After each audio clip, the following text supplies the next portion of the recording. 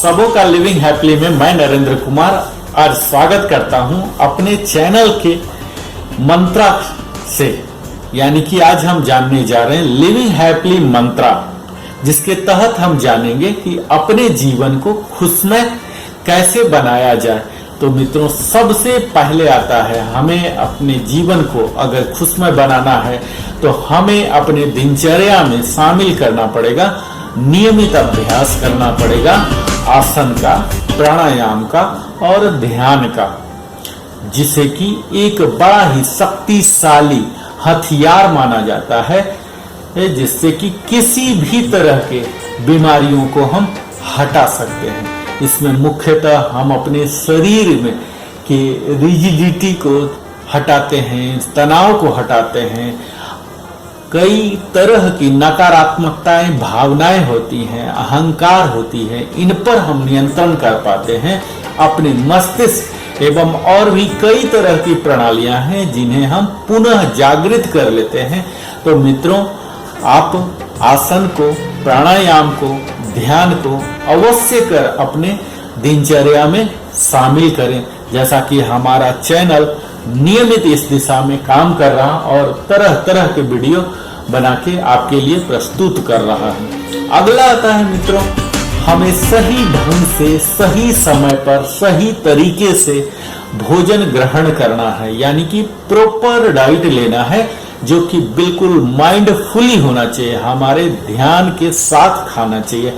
ऐसा नहीं कि हम मल्टी टास्किंग कर रहे हैं, खाना भी खा रहे हैं, टीवी देख रहे हैं, मोबाइल भी कर रहे हैं, बात भी कर रहे हैं। जब खाना खा रहे हैं तो प्रॉपर सिर्फ खाना ही खा रहे हैं।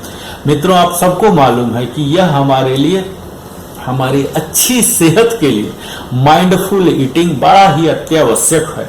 और यह भी मालूम होगा मित्रों, हमारे शरीर के जो 80% बीमारियों के कारण होते हैं, हेल्थ इश्यूज के कारण होते हैं, यही अनहेल्दी फूड ही होते हैं, अनहेल्दी स्टाइल्स होते हैं।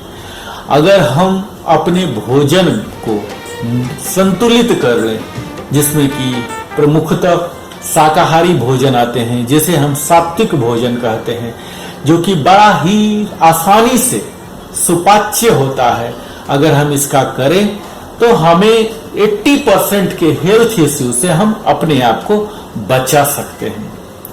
अगला है मित्रों लाफ्टर। हमें जब भी मौका मिले और समय निकालकर, ऐसा अवसर निकालकर हमें जरूर हंसना चाहिए। मुस्कुराते तो हमेशा चाहिए, चीयरिंग फेस तो हमेशा होना चाहिए। इस हंसने से मित्रों हमारे अंदर के जो कई तरह की विकृतियां हैं, जैसे स्ट्रेस बोलते हैं, स्ट्रेन बोलते हैं, चिड़चिड़ापन होता है, ये सब को समाप्त कर लेते हैं और यह हमारे दिमाग को बड़ा ही तरोताजा कर देता है, हमारे इम्यून सिस्टम को, रोग प्रतिरोधक क्षमता को और शक्तिशाली करता है, जिससे कई तरह की शारीरिक समस्याएं, स्वास्थ्य संबंधी समस्याओं से हम निजात पा सकते हैं। अगला है मित्रों हमारी निद्रा। अगर हम सही ढंग से सोते हैं, जो कि बहुत ही प्रमुख कार्रवाई है हमारे दिन भर की, यह हमारे शरीर के ऊर्जा को तरोज ताजा तो करता ही है, एक नयापन भी देता है। तो कहा जाता है कम से कम 8 घंटा हमें रात में अवश्य सोना चाहिए, हर लोग को सोना चाहिए। यही तरीका है। अगर सही तरीका की बात की जाए तो हमें 9 बजे तक सो जाना चाहिए और सुबह 4 बजे ब्रह्म मुहूर्त में जग जाना चाहिए। अगर ऐसा हो जाए मित्रों तो सचमुच यह हमारे हेल्दी बॉडी का, हैप्पी लिविंग का सचमुच राज बन सकता है। तो आप अपने निद्रा के समय पर, जैसा हम सब जानते हैं, धीरे धीरे आज के समय में सोने की समय घट गया है, हम कई तरह के मीडिया पर उलझे रहते हैं। अगला है मित्रों, अगर हमें लिविंग हैप्पीली मंत्रा को जानना है तो इसके लिए है हमें मंत्र चैंटिंग करना पड़ेगा। इसके लिए हम गायत्री मंत्र, महामृत्युंजय मंत्र या कोई भी मंत्र, ओम नमः शिवाय, ओम नमः भगवते वासुदेवाय नमः, जो भी मंत्र जिस देवता देवी, भगवान, ईश्वर, गॉड जिसको भी मानते हैं उसका जाप कीजिए नियमित रूप से एक सही समय पर, जो कि हमारे मस्तिष्क से अलग अलग तरह के व्यवधान जो होते हैं, डिस्टरबेंस होते हैं, इनको हटा के हमारे दिमाग को, मस्तिष्क को बिल्कुल शांत कर देता है। हमें यह एहसास दिलाता है हम बिल्कुल सुरक्षित हैं, स्वस्थ हैं। अगर हम नियमित अभ्यास करें इन मंत्रा का तो यह हमारे शरीर को बिल्कुल पवित्र बना देता है, शांत बना देता है, हमें एक सुरक्षा देता है, अच्छे हेल्थ की एक हमें वरदान मिल जाता है, जो कि लंबे समय तक हम खुश रह सकते हैं। तो हमें मंत्र चैंटिंग, मंत्र उच्चारण अवश्य कीजिए। इसके साथ ही मित्रों हमें सत्संग करना चाहिए। सत्संग क्या होता है मित्रों? हम सकारात्मक विचार वाले लोगों से एक सही दिशा में, फोकस्ड वे में हम किसी लोगों से या लोगों के समूह से बात करें, जो कि प्रॉब्लम सॉल्विंग भी हो सकता है या अध्यात्म पर, दर्शन पर, धर्म पर, किसी भी विषय पर जिससे कुछ नैतिक शिक्षा मिलती हो, सकारात्मक दिशा में हो, जिसका कि कुछ नैतिक शिक्षा हो, निर्णय पर पहुंचा जा सके। इस तरह की बातों को ही हम सत्संग कहते हैं।